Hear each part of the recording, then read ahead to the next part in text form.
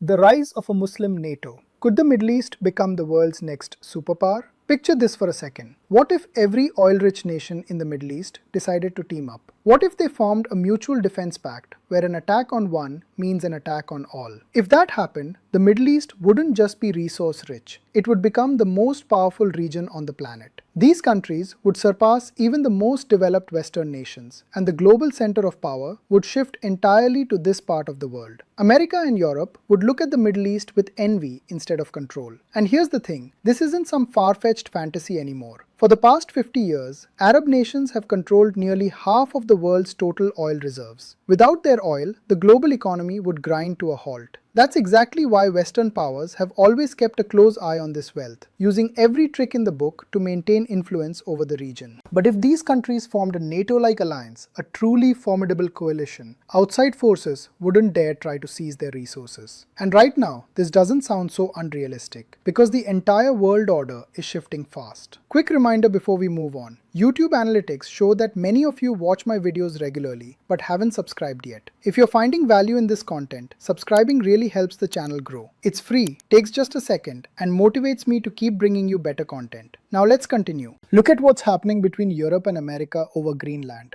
European countries have joined Denmark in sending troops to protect Greenland's sovereignty. But Trump is still insisting on making Greenland part of the United States. This stubbornness could tear apart the NATO alliance, and one wrong move could cause the entire Western coalition to collapse. That's why countries that have relied on American protection for decades are now genuinely scared. They're realizing that America might abandon anyone at any moment. There's no guarantee anymore. European nations are already thinking about building their own independent military strategies. Meanwhile, there's major movement happening in the Middle East too. Countries like Saudi Arabia are aggressively ramping up their military capabilities. Last year, they signed a military deal with Pakistan, establishing that an attack on one would be considered an attack on both. Essentially, Saudi Arabia now sits under the umbrella of Pakistan's nuclear arsenal. And it doesn't stop there. Turkey is preparing to join this defense pact, and sources say negotiations are in their final stages. On another front, Iran and Iraq are rapidly growing closer.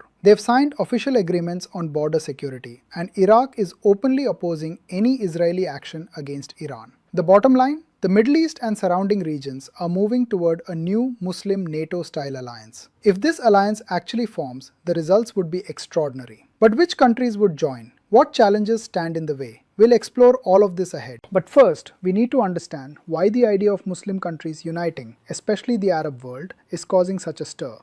Why a united Muslim world would change everything. The truth is, we are hearing the drumbeat of a potential third world war. In such times, no country can survive alone, and Arab nations have seen throughout history how outside powers divided and ruled them, exploiting their resources and vulnerabilities. If major Arab and Muslim countries came together on one platform, Saudi Arabia, Turkey, Pakistan, Egypt, Iran, and Iraq, they would have wealth, power, and technology all in one package. Saudi Arabia possesses immense oil wealth and serves as the cultural center of the Islamic world. Pakistan is a nuclear power with ballistic missiles and one of the world's top-ranked militaries. Turkey has formidable military strength. Within NATO, it commands the second largest army after the United States, and its defense industry is rapidly producing modern weapons. Egypt has the largest military in the Arab world, with a massive population backing its armed forces. And if Iran joins the mix, it's the cherry on top. Iran would bring even greater military power to the Middle East. Just imagine, if these five nations worked together,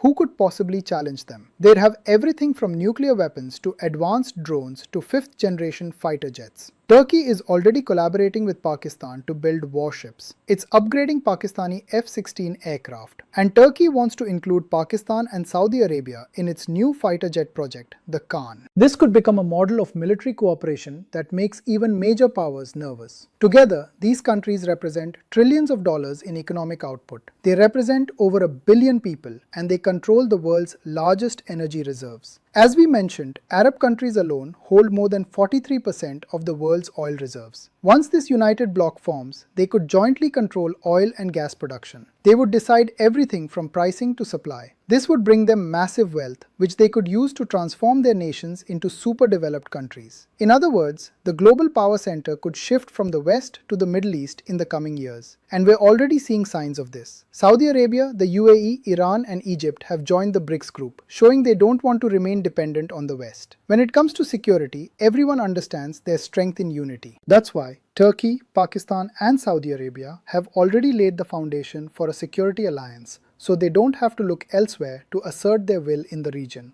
Bottom line, if such a Muslim coalition forms, global power dynamics will tilt in their favor, and any so-called superpower will think 100 times before challenging them. The historical dream of Arab unity. The idea of a military alliance among Muslim countries isn't new. This has been an Arab dream for decades, and many have even sacrificed their lives trying to make it real. Back in the 20th century, when Arab nations began gaining independence, the call for Arab unity started echoing loudly. Egypt's president Gamal Abdel Nasser practically made it his life's mission to bring the Arab world under one flag. In 1958, Egypt and Syria merged to form the United Arab Republic with Nasser as president. The entire Arab world was electrified with enthusiasm. This Egypt-Syria unity was seen as a revolutionary step toward freedom from foreign domination. Nasser himself declared it a day of liberation for the Arab people. His charismatic leadership inspired populations across the Middle East. People in other countries, Iraq, Lebanon, Yemen, wanted to join Nasser's movement. He openly declared that the era of imperialism was over, meaning Western subjugation would no longer be tolerated. Sadly, the United Arab Republic didn't last long. Syria broke away after just 3 years because some of its leaders felt Egypt's influence had become too dominant. But this brief experiment proved how deeply the Arab people desired unity. After Nasser, Libya's leader Muammar Gaddafi took up the mission. Following Nasser's death in 1970, Gaddafi began presenting himself as a pan-Arab leader. He attempted to form unions with multiple countries. In 1971, he created the Federation of Arab Republics with Egypt and Syria. Then in 1974, he announced the formation of an Arab Islamic Republic with Tunisia's president, which was supposed to have one constitution, one army, and one president. But all these plans never moved beyond paper. The federation between Egypt, Syria, and Libya existed only in name because the leaders didn't trust each other and everyone wanted to be in charge. The Tunisia-Libya union was cancelled by Tunisia within just a few days. Tunisia feared that partnering with Libya would increase Gaddafi's influence over their country and limit their decision-making freedom. Frustrated by these failures, Gaddafi eventually abandoned the Arab unity dream and focused on African unity instead. But he didn't live to see that goal realized either. There was another major effort. In 1969, the first Islamic summit was held in Morocco, bringing together 24 Muslim countries and giving birth to the Organization of Islamic Cooperation, the OIC. Saudi Arabia's King Faisal led this initiative. The goal was to provide a unified platform for the entire Muslim world so their voices on Palestine and other issues would be united. In 1974, the Second Islamic Summit took place in Lahore, Pakistan, with over 30 countries participating. It was declared that Islamic unity wasn't against any other community, but they would absolutely not tolerate outside interference in their brothers' affairs. At that summit, Muslim leaders called on all member countries to cut ties with Israel in support of Palestine. King Faisal and Pakistani Prime Minister Zulfikar Ali Bhutto, among others, realized the power of oil should be leveraged. After the 1973 Arab-Israeli War, Arab countries united to cut oil supplies to America and Europe, proving they could take collective action. King Faisal had warned the West that if Jerusalem was attacked, oil would be used as a weapon, and indeed, the oil embargo brought America and Europe to their knees. Interestingly, in the 1980s during the Afghan War, Osama bin Laden also dreamed of uniting all Muslim countries into a force that could challenge America and Israel. And now, this vision is slowly becoming reality. Obviously, it's not happening through bin Laden's path of violence, but through peaceful means, major Muslim countries are beginning to align for mutual benefit. However, there are still some obstacles in the way. The major roadblocks to a Muslim NATO.